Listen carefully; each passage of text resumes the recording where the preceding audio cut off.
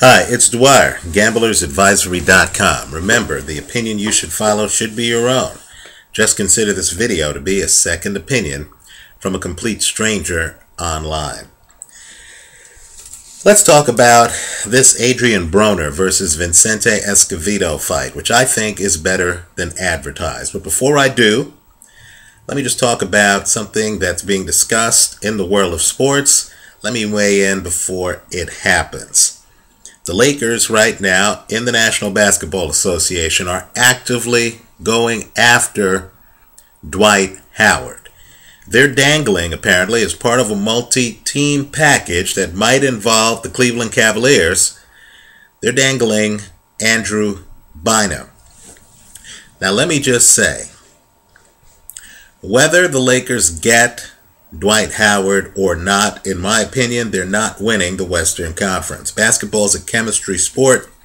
It takes players some time to acclimate, and I just don't see how, even if we put together an all-star team in Los Angeles, you're going to be able in one season to trump the chemistry of the Oklahoma City Thunder or of the San Antonio Spurs. Put another way, LeBron James, Dwayne Wade, Chris Bosh all got together, and that first year they got beaten in the NBA championship by the Dallas Mavericks. Right? Talent alone is not enough. But let me make a more foundational point.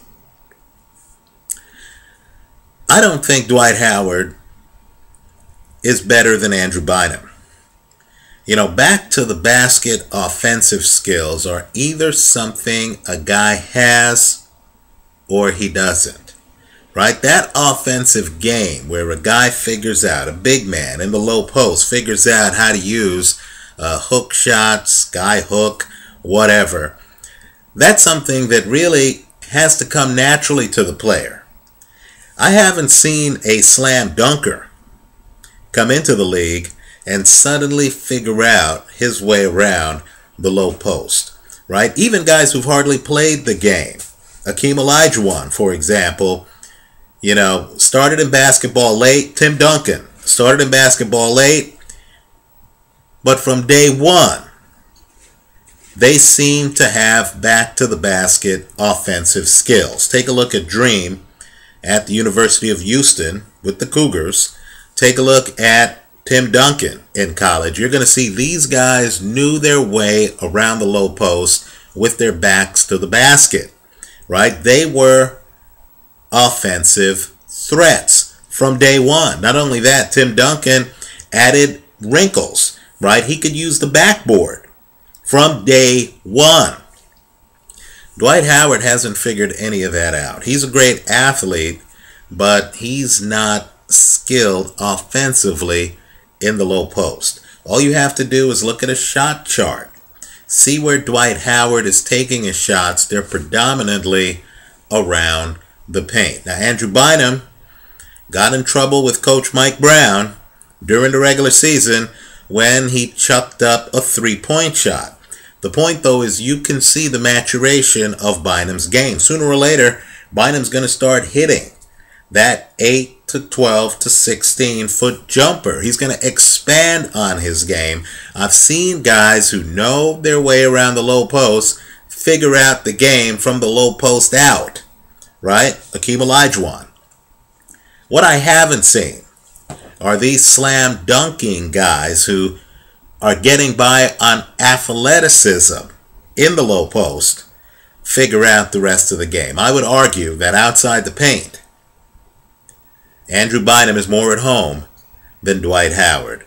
I think the Lakers are on the verge of making a huge mistake. Let me go one step further. I know Bynum has had leg problems, knee injuries.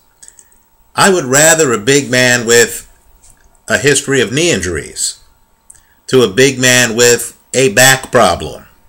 Understand what got Larry Bird out of the game, what got Larry Johnson out of the game, what got Charles Barkley out of the game. You're leaning on guys using your back in the low post. If you have a bad lower back, and keep in mind, Dwight Howard is even going to miss the marquee event called the Olympics this summer. right? If you have a bad back, if there's uncertainty about your back, then you're not the guy I'm going to trade my all-star center for. I think the Lakers need to rethink this one. Bynum is a shot blocker. I'll agree that Dwight Howard marginally, and it's not a big margin, marginally is a better defender than Andrew Bynum. I'll agree with that. But there is a gap between the two guys offensively. I know it's not reflected in the numbers, but if you look at the games, you'll see the skill gap offensively. There's a gap between the two men offensively, and quite frankly, I believe that gap is going to get bigger as Andrew Bynum figures out how to play further and further away from the basket. Let's hope the Lakers don't pick box office over chemistry. Let me go one step further. You know, Andrew Bynum can seamlessly play with Paul Gasol. These are two big men, but they don't trip over each other because they both know basketball, right? Gasol has the high post, Bynum has the low post. The two guys mesh, right? Don't take that for granted, Los Angeles. There have been other big men tandems, no matter how talented, that haven't meshed. Don't assume that Dwight Howard is going to get there and is suddenly going to mesh with Paul Gasol. I think that's a big question. Also, you know, Howard sees himself as an offensive player in the low post, just like Dikembe Mutombo always demanded the ball. Can you imagine the bruised egos that will happen if Steve Nash figures out that he'd rather throw the ball into Paul Gasol as opposed to Dwight Howard? Right? You don't have that problem right now with Andrew Bynum because Bynum himself is polished in the low post. You would with Dwight Howard. Let's talk about boxing. I think Adrien Broner is one of the most talented guys in the sport. He's been on Dwyer top10boxing.blogspot.com as one of the sport's best pound-for-pound fighters for some time. I think right now he is one of the very best in the sport defensively. Right? The fighter that comes to mind when I think about Adrien Broner in terms of a guy who has spectacular defense and can hang on the ropes and still be a force is Floyd Mayweather. Right? You're talking about a unique talent. But I think you could make money on this fight not betting on Broner. Vincente Escobedo is underrated, right? Just like when we remember the 1970s and we think of Ken Norton, George Foreman, Muhammad Ali, Joe Frazier, you understood that when those guys fought each other, someone was going to pull the short end of the stick.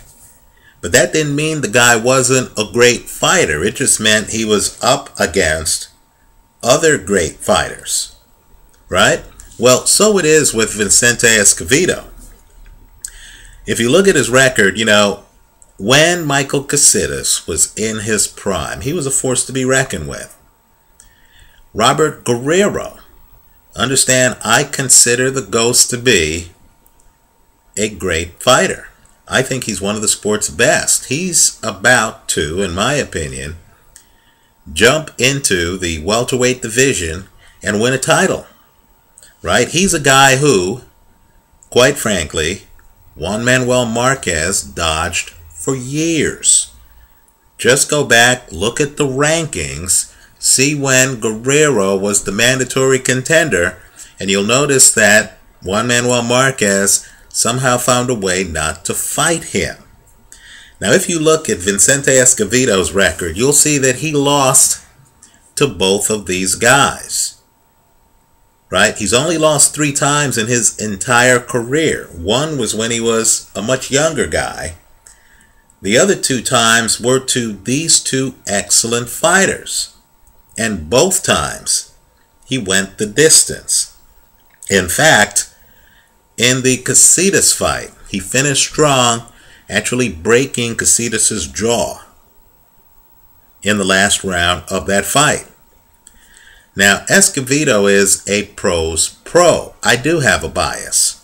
When I see a experienced fighter, a hard-nosed vet, who knows his way around the ring, who fights top-shelf competition and holds his own, who's a technician, who has defense, who can fight on his back foot, who has been knocked down in fights, has been able to get off the canvas, finish the fight, who has occasional power and has his share of knockouts, then I simply cannot understand how a vet like that is the kind of underdog that Vincente Escobedo is in this fight. Put another way, in his entire career, facing guys like Robert Guerrero, Michael Caceres, understand that Vincente Escobedo has never been stopped in the first 8 rounds of a fight. Let me repeat that. He has never been stopped in the first 8 rounds of a fight. I believe you can make money on just that fact alone, because I expect this fight to go several rounds, right? The problem with Floyd Mayweather, the problem with Adrien Broner, is that these counterpunching sharpshooters have low volume. They don't throw a lot of punches. They're patient, right? It might shock some people to know that when Adrien Broner faced Daniel Ponce de Leon, the fight went 10 rounds, right? 10 rounds. So it makes it easy to figure out the math. Ponce de Leon threw 592 punches, right? Consider that work rate, 59.2 punches per round. Adrien Broner only threw 351 punches over 10 rounds. Think about that. 35 punches a round. Now, the kind of guy who would give a Broner or a Mayweather problems is the kind of guy who can fight on their back foot, right? Broner has a wide base. I don't believe Broner moves enough, right? He gets in a wide base. If you're a vet and you can lull him into that wide base and you can make him stationary, if you know what you're doing on your back foot, and Escobedo does, you can literally stay outside, jump in periodically, easily get more volume than a Broner. To put it in perspective, 592, the number of punches Ponce de Leon threw, minus 351, the number of punches Broner threw, yields a 241 punches thrown advantage by Ponce de Leon. Let me point out too that Escobedo is a guy who has been fighting at 135, right? He's a bigger guy than Ponce de Leon. I mean, understand that fight was fought at a 130 weight limit. This fight's going to be fought at a 130 weight limit. Escobedo is the kind of skilled fighter who's always been fighting guys who are bigger than him. Now, I know Broner blew the weigh-in by 3.5 pounds. Just understand that's not going to faze Escobedo that much. So I actually think that this is a perfect storm. While I don't expect Broner to lose, my point is gamblers prepared to take a risk, and it's a big risk, right? Because Broner's last few fights have ended early. He knocks out Eloy Perez in 4 rounds. He knocks out Vicente Martin Rodriguez in 3 rounds. He knocks out Jason Litzau in 1 round. Gamblers prepared to take a risk, who understand that unlike these three guys, Escobedo's going to be on his back foot, backing away, forcing Broner out of that, defensive shell. Understanding all of that, I think you can make money on this fight if you take and understand the straddle.